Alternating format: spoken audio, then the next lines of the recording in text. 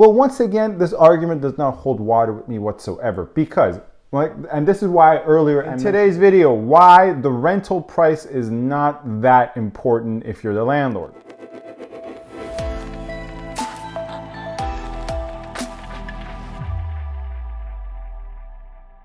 Hello everyone, this is Sam from SaberiSixRealEstate and Remax Realtron Realty. As always, you can find my contact information in the description box with regards to my Gmail, my Instagram, and my office. Feel free to get in touch with me with any questions you may have or if you need any help with real estate matters. And once again, feel free to subscribe, comment, rate, and review. Your support in that regard is much appreciated. Anyways, let's get to the topic of today's video, which is why, in my frank opinion, more specifically with freehold rentals such as detached, semi-detached, or even townhomes, but at large, why the rental price is not that key if you are a landlord.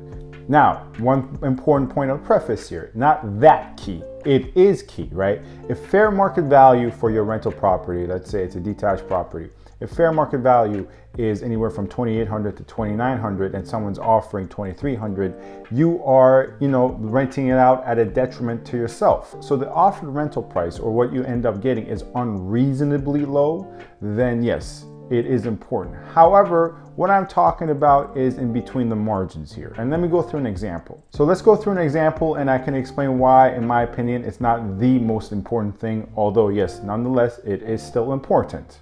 First and foremost, tenant quality is more important than the rental price offered. So let's stick with our example. You have a property, let's say detached in Richmond Hill. The reason that's the example I'm coming up with is because that's where I have a rental property right now. But in Richmond Hill, where the fair market value, according to what's been leased, similar types of properties in a similar type of area within a short time span, is $2,800 to $2,900, that range of $100. Now you can have a tenant that comes and offers you $3,200. So they're essentially offering you $300 above market value. Well, if this is the purchase and sell market and it's a firm offer, or it's not even a firm offer, but they do have good financing, you go with that. Because as a seller, you're best suited to go with the highest priced offer. That is what's incentivized conceptually within purchase and sale. But within a rental scenario, you're not actually incentivized to go with the highest priced offer. In this example, $3,200, if being offered by an average tenant. So when I say average, I mean average in terms of quality, in terms of income, in terms of credit. The credit is $600 to $650. Their income, let's say, is $60,000, $50,000. If we take this $3,200 offering price of an average tenant compared to another offer which is of $27,000 to $27,550, so less than market value, but it is a superb tenant, so a fantastic credit report, fantastic credit score, fantastic income, and all this can be verified through the documents. If we're really being honest with ourselves and you as a landlord want the best for yourself, you should probably go with the offer that is below market value at $27,000 to $27,550 versus the offer that's $300 above market value, but the tenant is much more of a risk.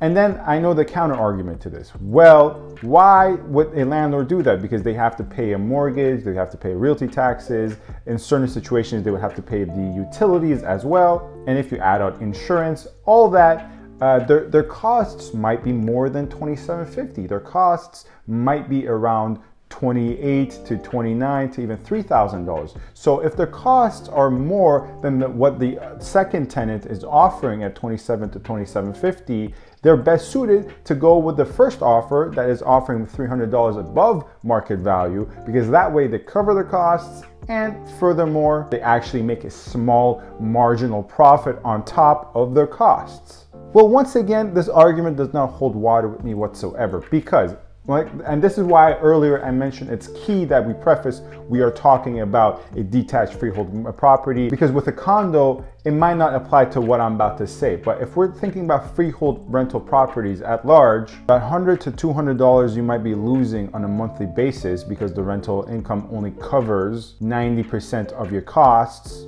should be compared and contrasted with the monthly appreciation percentage in that given area. For instance, we take $100 of a monthly loss on the rental income, and we see on average, and once again, this is a hypothetical example, right? But we see on average on a monthly basis, that property is appreciating. In some cases, knowing the crazy Toronto real estate market we're dealing with, or the GTA real estate market, whether you're in New York region, Mississauga, Etobicoke, all the way to Whitby, 1 to 3%. What is gained at that percentage per month growth is more and supersedes what is lost at $100 of a negative cash flow with a quality tenant that actually does pay rent every month. Whereas with the previous scenario, when you go with a riskier tenant that is paying you $3,200, so you're operating at $100 to $200 to $300 of a profit. Sure, you can also add it to this equal growth of a monthly basis in terms of appreciation of property value that we put at 1 to 3%, but their case is much riskier and you're not assured the actual rental income on a monthly basis.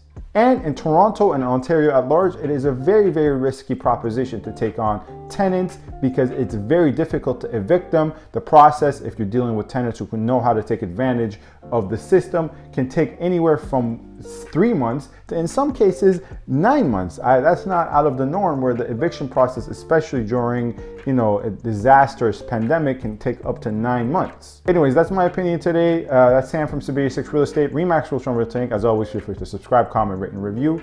Thank you for watching and stay in touch.